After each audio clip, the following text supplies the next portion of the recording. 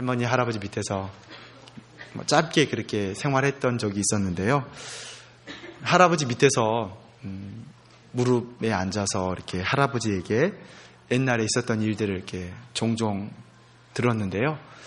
그래서 어느 때는 할아버지가 보냈던 그 시대를 이렇게 질문해서 이렇게 답을 얻기도 하기도 했던 그런 시간을 보냈습니다. 그래서 할아버지 6.25 전쟁 때 할아버지는 혹시 피난을 가셨느냐고 제가 이렇게 물었던 그런 기억도 있어요. 할아버지께서 피난 가지는 않고 그냥 감나무 밑에 동굴을 팠다고 하시더라고요. 그래서 거기에서 6.25를 보냈다라고 그렇게 이야기를 하시더라고요. 또 3.1 운동 때는 할아버지도 만세 불렀냐고 이렇게 어렸을 때 그렇게 물어봤어요. 그랬더니 할아버지께서는 만세는 안 불렀다고 그렇게 얘기하시는데 집에 계셨대요. 그냥 그런 얘기도 하시기도 하고 했던 그런 기억이 있습니다. 그렇죠. 우리 할아버지가 지금 살아 계셨으면 95, 6 정도 되셨을 것 같습니다.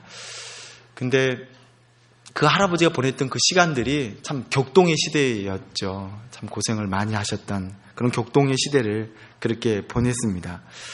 근데 오늘 이 시대를 이렇게 돌아봤었을 때에도 이 시대도 마찬가지로 격동의 시대다라고 하는 것들을 좀 공감하십니까?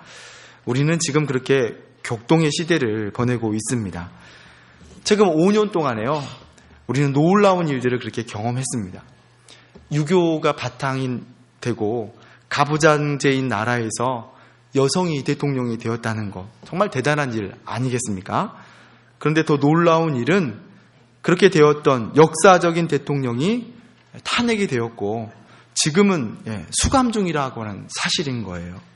아마도 후대의 우리 손자 손녀들이 정말 그런 일이 있었느냐고 그렇게 우리들한테 물어보지 않을까 생각이 되어집니다. 이런 일들 돌아볼 때 참 아픔의 시간이었습니다. 나라는 나라대로 어수선하고 국민들은 국민들대로 많은 고통을 당해야 했던 그런 시간이었습니다. 그런데 그런 아픔이 단지 아픔으로 끝난 것이 아니라 세계에 또 유례 없는 정신을 심어주는 그런 계기가 되었다라고 하는 것은 사실인 거예요.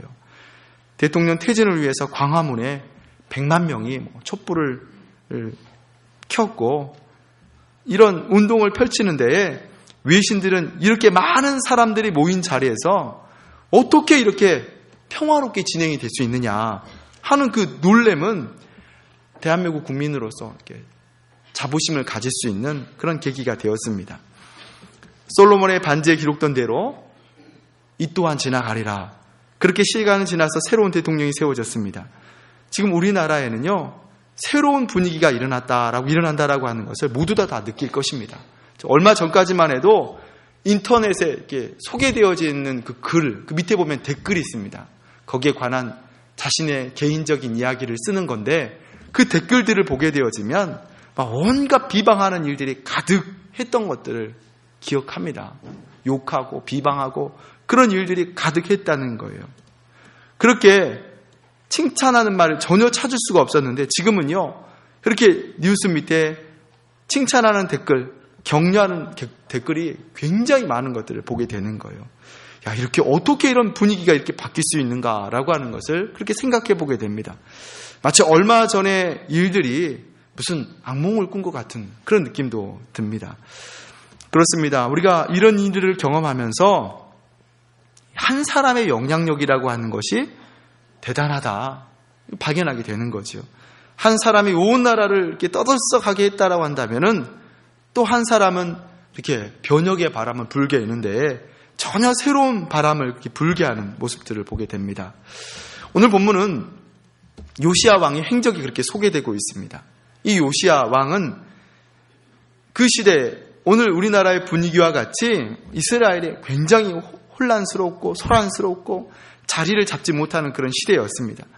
하나님께서 역사하시는 나라로 요시야 왕으로 인해서 세워지게 되는 것을 볼 수가 있는데 먼저 그 아버지였던 암몬을 비롯해서 그 할아버지가 되어지는 므낫세 왕, 이 모두 다 악한 왕이었습니다. 므낫세 왕의 통치 연도는 55년이 되어지는데 또 요시야 왕의 아버지인 암몬은 2년간을 통치했습니다. 그러면 57년인 거죠.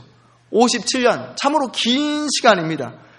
그런데 므낫세의 아버지가 되어지는 히스기야 왕은 기도함으로 생명이 더 연장이 되어지는 15년이나 연장이 되어지는 그런 은혜가 있었고, 또 하나님을 찬양하는 찬양대에 앞서서 도저히 이길 수 없는 전쟁 가운데서 승리하는 그런 역사를 남겼던 히스기야 왕이었습니다.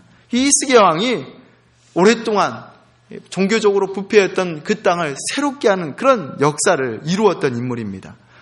그래서 그 시대에 허물었던 산당들을 그의 아들이 되어지는 므낫세가 다시 또 건축하여서 이스라엘의 가장 악한 왕이라고 하는 아합 왕이 섬겼던 아세라 우상을 섬기고, 또 그 우상 앞에서 자신의 자녀들을 산채로 제물로 이렇게 드리는 그런 악한 모습들을 그렇게 하나님께 보였습니다. 그리고 그의 아들 암몬 또한 그의 아버지 므낫세 왕이 범하였던 그 악한 행적을 똑같이 그렇게 이어가게 되었어요. 그래서 우상 숭배하고 얼마나 악한 행위를 하였는지 그의 신하들이 이 암몬 왕을 암살할 정도로 그렇게 악한 행적들을 그렇게 할아버지 때부터 해서 아버지까지 그렇게 계속 반복하였던 그런 죄를 범하였습니다. 그러는 중에 오늘 요시야가 왕으로 등극했다는 거예요. 왕으로 등극했었을 때 이 요시야 왕의 나이가 8세였습니다. 그런데 오늘 본문을 보니까 이 요시야 왕은 하나님 보시기에 옳은 행동을 하였다라고 그렇게 말씀하고 있어요. 그가 즉위하고 18년 된 후에 가장 먼저 행했던 것은 바로 성전을 회복하는 일을 하였습니다. 지금 성전은요, 상태가 말이 아닙니다. 오랫동안 57년 동안이나 그렇게 무관심하여서 방치되었으니 이 성전이 얼마나 그렇게 회파되었겠습니까? 그의 할아버지와 아버지 때 우상 숭배로 말미암아서 크게 훼손이 되고 더럽혀져 있는 그런 상태가 되었다는 거예요. 그래서 요시야는 성전을 보수하기로 하였습니다. 그래서 보수하기 시작하는 데에 우리가 이걸 관심 있게 봐야 되는 것은 그렇게 성전을 수리하는 것이 정산하지 않았다라고 하는 거예요. 보수할 때 사용되어지는 물질들은 백성들이 드린 헌금을 사용하여서 성전을 보수하였지만 거기에 수리하는 그 내용에 대해서는 묻지 않았다라고 하는 사실인 겁니다. 오늘 22장 7절의 말씀을 같이 한번 읽어볼까요? 22장 7절입니다. 시작. 그러나 저희 손에 붙인 은을 회개치 아니하였으니 이는 그 행한 것을 진실함이었더라. 그렇게 공사하는 사람은 여러 사람이었습니다. 감독들이 있었고 미장들이 있었고 목수들이 있었고 건축자 여러 종류가 있었지만 그렇게 그들이 사용되었던 그 물질에 대해서 더 이상 묻지 않았다라고 그렇게 말씀하고 있습니다. 여러분 왜 이렇게 했을까요? 7절 후반절 이들이 다 진실하였기 때문이다 라고 그렇게 말씀하고 있습니다. 그럼 여러분 어떻게 이렇게 진실할 수 있었겠습니까? 다름이 아니라는 거예요. 지도자인 요시야가 18년 동안 정직하게 나라를 다스리는 동안에 이들이 그렇게 정직이 회복되었기 때문인 것입니다. 더 이상 물을 필요가 없이 정직했기 때문에 이거에 대해서 정산할 필요가 없었다. 그렇게 말씀하고 있어요. 하나님을 성실하게 섬기는 요시야가 성전을 귀하게 여기기 때문에 요시야 아래에서 이것을 본 일꾼들이 이 사실을 알기 때문에 더욱더 정직하게 성전을 보수한 일을 하게 되는 것입니다.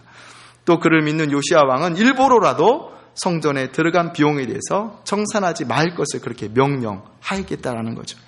그렇습니다. 이렇게 한 사람의 역할이 중요하다는 거예요. 조선시대에는요, 아들과 겸상을 하지 않았다라고 합니다. 저도 이렇게 생각해 보니까 저 아주 어렸었을 때는 할아버지와 함께 식사하지 않았던 것 같아요. 어머니와 같이, 할머니와 같이 그렇게 밥상에서 식사를 했던 그런 기억이 있습니다. 또 특별히 할아버지는 손주와도 겸상을 하지 않는다는 거예요. 밥 먹을 때. 왜 할아버지가 손주와 겸상을 하지 않느냐라고 하는 것은요, 할아버지가 이렇게 식사를 하는데 손주가 있으면 너무 예뻐서 정신을 팔려가지고 밥이 입으로 들어가는지 눈으로 들어가는지 모르기 때문에 할아버지를 위해서 손주하고 이렇게 겸상을 하지 않았다라고 그렇게 이야기를 합니다.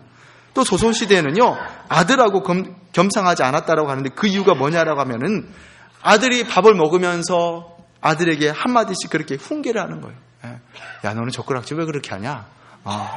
너는 옷세가 왜 그러느냐? 머리는 감고 다니는 거냐? 공부는 제대로 하고 있는 거냐? 이렇게 말을 하기 때문에 아들이 아버지의 이런 훈계를 들으면 밥이 들어가도 체한다는 거예요. 그래서 아들을 배려차 아버지와 아들이 겸상하지 않았다라고 그렇게 이야기를 합니다. 그렇습니다. 자녀들을 보면 왜 그렇게 하고 싶은 이 말이 많은지 모른다는 거예요. 저도 아들을 보면은 하지 말아야지 하면서도 어느 날 저도 모르게 야, 너 어떻게 지내 요즘에? 뭐 하고 있어? 뭐 이렇게 많은 말들을 하는 것들을 보게 됩니다. 그런데 가장 여러분 가슴에 박힌 훈계는요, 보여주는 훈계가 아니겠습니까? 아들에게 이렇게 하기 전에 내가 그렇게 하는 것이 그렇게 아들에게 가장 가슴 깊이 박히는 훈계가 되어진다는 거죠. 요시야 왕이 18년 동안 그 주변 사람들에게 그의 삶을 그렇게 보여주었다는 거예요. 정직함으로, 발음으로 그렇게 보여주었기 때문에 그 밑에 있는 사람들이 그 정직함을 그렇게 행하였다라고 하는 것을 보게 되어집니다. 오늘 본문에서는 더 구체적으로 말씀하고 있지는 않지만 18년의 시간을 보내면서 이미 요시야 왕은 나라의 변화를 주기 시작했다라고 하는 사실인 거예요. 같은 내용을 다룬 말씀이 역대하 34장에 나와 있는데 요시야 왕이 일찍부터 하나님을 구하고 하나님께 나갔던 왕이다라고 그렇게 보고하고 있습니다. 먼저 하는 것이 변화의 시작이라는 거예요. 먼저 보여주는 것이 역사를 이끄는 자의 모습이라 할 수 있습니다. 그렇게 하나님께 나아가는 가운데에 요시야 왕은 회파되었던 성전을 회복하는 그런 생각을 할 수밖에 없었다는 거예요.